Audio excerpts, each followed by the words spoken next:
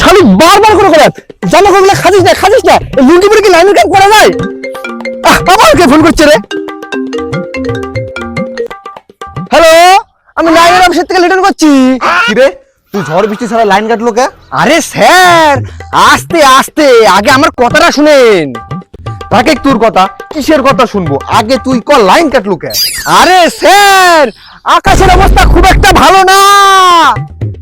মানে আকাশের আবার কি আছে? আরে স্যার, আপনি একটু কানসি মেরে আকাশের দিকে তাকায় দেখেন, মেঘে কুসকুস করছে। কখন না আবার যেন জোরে জোরে বৃষ্টি চলে আসে। ওই শালা, লাইনে বিল নেওয়ার সময় তখন তো মেঘ বৃষ্টি দেখিচ্ছু না, এখন মেঘ বৃষ্টির কথা কইছু, পাড়াতে লাইনটা দিয়ে কইছি।